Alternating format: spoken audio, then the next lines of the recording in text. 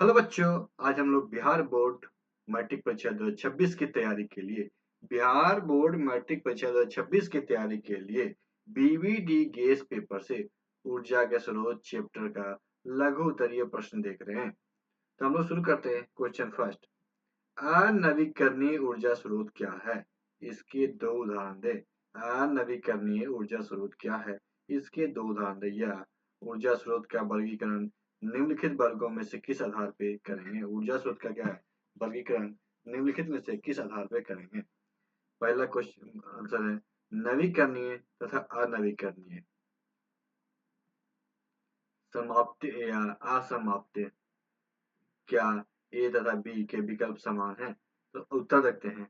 नवीकरणीय तथा अनवीकरणीय स्रोत। नवीकरणीय तथा अनवीकरणीय स्रोत। नवीकरणीय स्रोत, ये स्रोत ऊर्जा की प्राप्ति तब तक करेगा कि योग्यता रखते हैं। ये स्रोत ऊर्जा की प्राप्ति तब तक करने की योग्यता रखते हैं जब तक हमारा सौर मंडल विद्यमान है। जब तक हमारा सौर मंडल विद्यमान है। पवन ऊर्जा, जल ऊर्जा, सागरीय तरंगे, परमाणु ऊर्जा आदि नवीकरणीय स्रोत के उदाहरण है। क्या नवीकरणीय स्रोत के उदाहरण है? दूसरा है अनवीकरणीय स्रोत। ऊर्जा के स्रोत लाखों वर्ष पहले विशिष्ट स्थितियों में बने थे। ऊर्जा के स्रोत क्या लाखों वर्ष पहले विशिष्ट स्थितियों में बने थे। एक बार उपयोग कर लिए जाने के बाद कर लिए जाने के बाद इन्हें बहुत लंबे समय तक पुनः उपयोग में नहीं ला जा सकता है। जीवाश्म ईंधन कोयला, पेट्रोलियम और प्राकृतिक गैस ऊर्जा के अनवीकरणीय स्रोत के उदाहरण हैं। समाप्य तथा असमाप्य। ऊर्जा के समाप्य स्रोत नवीकरणीय है, जबकि असमाप्य स्रोत अनवीकरणीय है। नेक्स्ट क्वेश्चन है, नाभिकीय विखंडन क्या है? इसका कोई उचित उदाहरण दे। नाभिकीय विखंडन क्या है? इसका कोई उचित उदाहरण दे। तो नाभिकीय विखंडन वह प्रकरण है जिसमें यूरेनियम 235 जैसी परमाणु तथा अस्थायी नाभिक टूटकर मध्यम भार वाले दो नाभिक बना देते हैं तथा ऊर्जा की अति विशाल मात्रा उत्पन्न करते हैं। जैव यूरेनियम 235 परमाणुओं पर धीमी गति वाले न्यूट्रॉन की बमबारी की जाती है। जैव यूरेनियम 235 परमाणुओं पर धीमी गति वाले न्यूट्रॉनों की बमबारी की जाती है तो यूरेनियम का भारी नाभिक टूटकर दो मध्यम भार वाले परमाणु बोरियम 139 तथा क्रिप्टॉन 94 बनाता है तथा तीन न्यूट्रॉन भी निकलते हैं। यूरेनियम 235 के विखंडन के दौरान अति विशाल मात्रा में ऊर्जा उत्पन्न होती है। जैसे यूरेनियम 235 92 को न्यूट्रॉन 10 से नाभिकीय विखंडन जब करेंगे तो क्या है, हम यहाँ देखते हैं बोरियम 139 56 तथा क्रिप्टॉन 94 36 प्लस 3 न्यूट्रॉन निकलेगा। ऊर्जा की अति विशाल मात्रा, उसके साथ क्या है, ऊर्जा की अति विशाल मात्रा निकलेगी। नाभिकीय ऊर्जा किसे कहते हैं? दो ऊर्जा स्रोतों के नाम लिखें। नाभिकीय ऊर्जा किसे कहते हैं? ऊर्जा स्रोतों के नाम लिखें। नाभिकीय अभिक्रिया अर्थात नाभिकीय विखंडन तथा नाभिकीय संलयन के फलस्वरूप प्राप्त ऊर्जा को नाभिकीय ऊर्जा कहते हैं। नाभिकीय अभिक्रिया अर्थात नाभिकीय विखंडन तथा नाभिकीय संलयन के फलस्वरूप ऊर्जा को नाभिकीय ऊर्जा कहते हैं। दो ऊर्जा स्रोत के नाम निम्नलिखित हैं। दो ऊर्जा स्रोत के नाम क्या निम्नलिखित? सूर्य और कोयला। जीवाश्म ईंधन किसे कहते हैं? जीवाश्म ईंधन की क्या क्या कमियां या हानियां हैं? जीवाश्म ईंधन किसे कहते हैं? इसकी क्या कमियां और हानियां हैं? वह दहनशील पदार्थ जो पेड़ पौधे तथा जानवरों के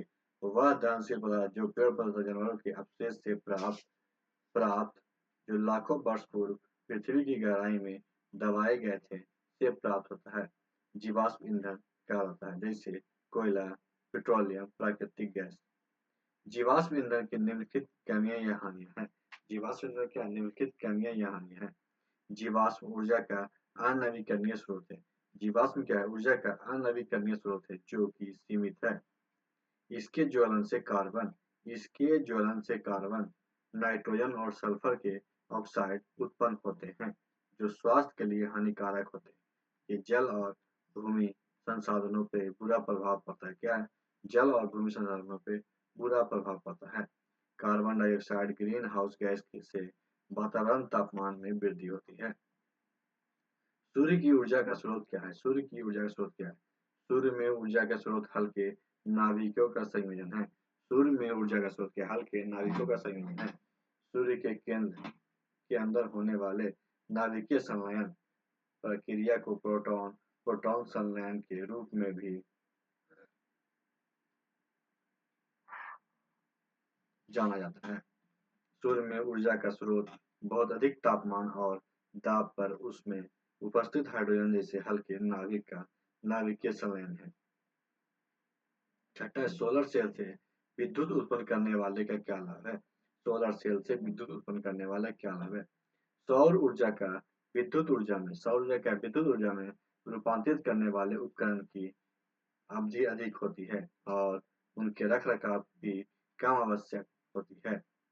पारंपरिक ताप विद्युत उत्पादन के विपरीत सौर ऊर्जा से प्रदूषण की समस्या भी उत्पन्न नहीं होती और स्वच्छ विद्युत ऊर्जा के उत्पादन को बढ़ावा दिया जाता है। प्रश्न संख्या 7, क्या जीवाश्म ईंधन नवीकरणीय है? ये कारण दे। क्या जीवाश्म ईंधन क्या नवीकरणीय? कारण दे। नहीं, जीवाश्म ईंधन नवीकरणीय नहीं है। जीवाश्म ईंधन ऊर्जा का अनवीकरणीय स्रोत है। कोयला, पेट्रोल तथा प्राकृतिक गैस जैसे जीवाश्म ईंधन की श्रेणी में आते हैं। ईंधन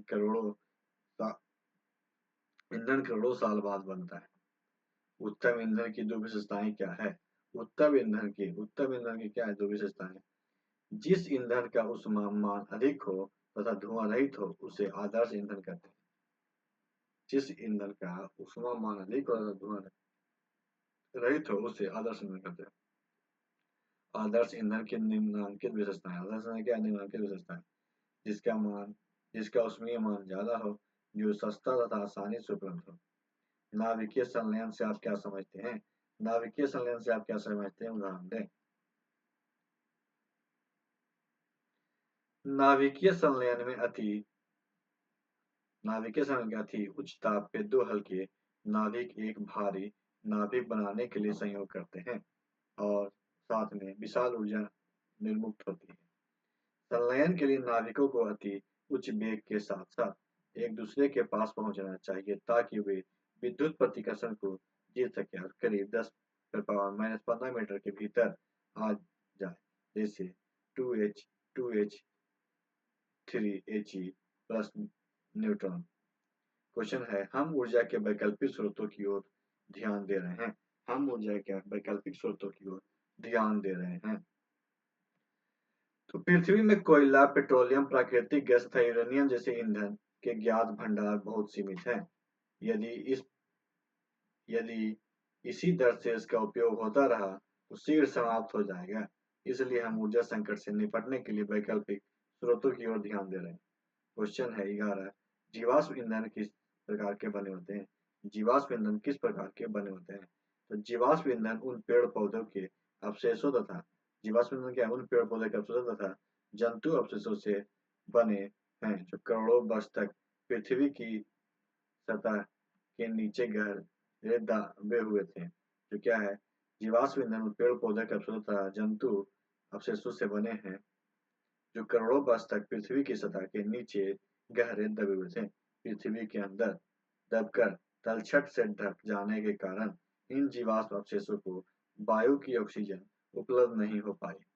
ऑक्सीजन की अनुपस्थिति तथा दबाव, ताप और बैक्टीरिया के मिले-जुले प्रभाव से पेड़ पौधे तथा जंतु के दबे हुए अवशेष कोयले, पेट्रोलियम तथा प्राकृतिक गैस जैसे जीवाश्म ईंधन में परिवर्तित हो गए हैं। आदर्श ईंधन क्या है? इसकी विशेषताएं लिखें। आदर्श ईंधन क्या है? इसकी विशेषताएं लिखें। जिस प्रकार ईंधन का ऊष्मामान अधिक हो, जिस प्रकार क्या है? ईंधन का ऊष्मामान अधिक हो तथा धुआं रहित हो उसे आदर्श ईंधन कहते हैं। आदर्श ईंधन निम्नलिखित विशेषताएं। जिसका ऊष्मामान ज्यादा हो, जो सस्ता तथा आसानी से उपलब्ध हो, जिससे ऊष्मा की प्राप्ति अधिक हो, जो जलने में सुगम हो। अच्छा ईंधन क्या है? अच्छा ईंधन क्या है?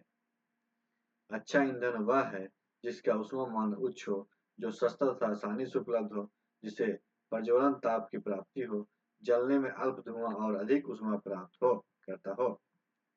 क्वेश्चन 14 है, भूतापीय ऊर्जा क्या होती है?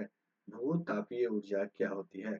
भूपर पट्टी की गहराइयों में भौमिकीय परिवर्तन के कारण ताप क्षेत्रों में चट्टानों के ऊपर धकेल दी जाती है। जब भूमिगत जल इन तपे हुए स्थानों के भूमिगत जल के तपे हुए स्थानों के संपर्क में आता है तो भाप उत्पन्न होती है। कभी कभी ताप जल को पृथ्वी के पृष्ठ से बाहर निकलने का निकास मार्ग मिल जाता है, जिसे गर्म चश्मा या उष्मा स्रोत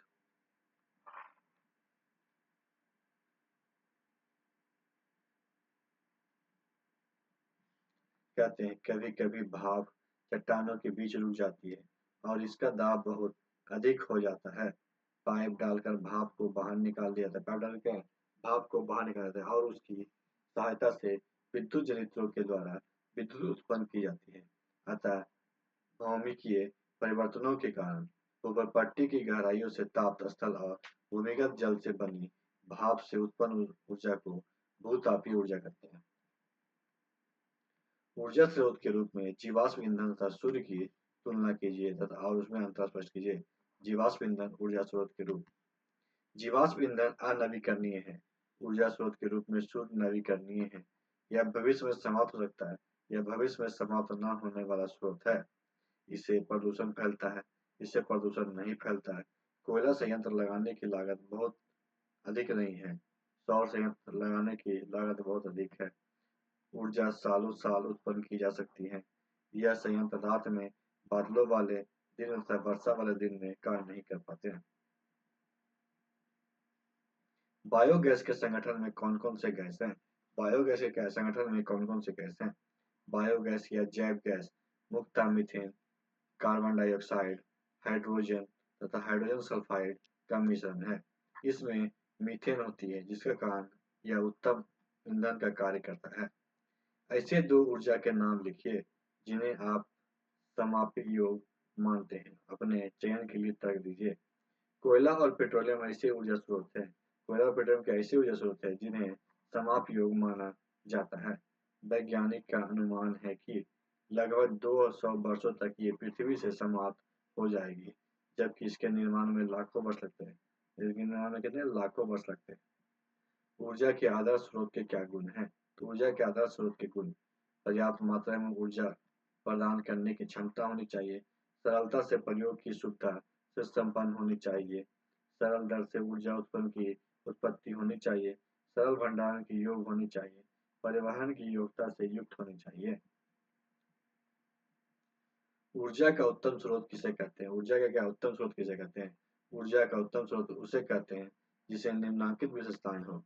वह उचित मात्रा में आवश्यक ऊर्जा प्रदान करे, इसे प्रयोग करना आसान होना चाहिए, इसका परिवहन करना आसान होना चाहिए, इसका भंडारण आसान होना चाहिए, यह लंबे समय तक हमें नियमित रूप से आवश्यक ऊर्जा प्रदान करे। देखते हैं नाभिकीय ऊर्जा का क्या महत्व है। नाभिकीय ऊर्जा का क्या महत्व है? नाभिकीय ऊर्जा भारी नाभिक परमाणु यूरेनियम, प्लूटोनियम, थोरियम के नाभिक पे निम्न ऊर्जा न्यूट्रॉन की बमबारी करके हल्के नाभिक में तोड़े जा सकते हैं। इससे विशाल मात्रा में ऊर्जा मुक्त होती है। यूरेनियम के एक परमाणु के विखंडन यूरेनियम के एक परमाणु के विखंडन में जो ऊर्जा मुक्त होता है वह कोयले के किसी कार्बन परमाणु के दहन से उत्पन्न ऊर्जा की तुलना में 1 करोड़ गुना अधिक होती है। अतः क्या नाभिकीय विखंडन से अपार ऊर्जा प्राप्त की जा सकती है। अनेक विकसित और विकासशील देश नाभिकीय ऊर्जा से विद्युत ऊर्जा का रूपांतरण कर रहे हैं। तो आज की वीडियो में समाप्त करते हैं। नेक्स्ट वीडियो में हम लोग क्वेश्चन नंबर 21 से पढ़ेंगे। तो आज की वीडियो में समाप्त करते हैं। वीडियो अच्छा वीडियो को लाइक कीजिएगा, दोस्तों का शेयर कीजिएगा और हमारे चैनल को भी सब्सक्राइब कीजिएगा। वीडियो देखने के लिए आपका धन्यवाद।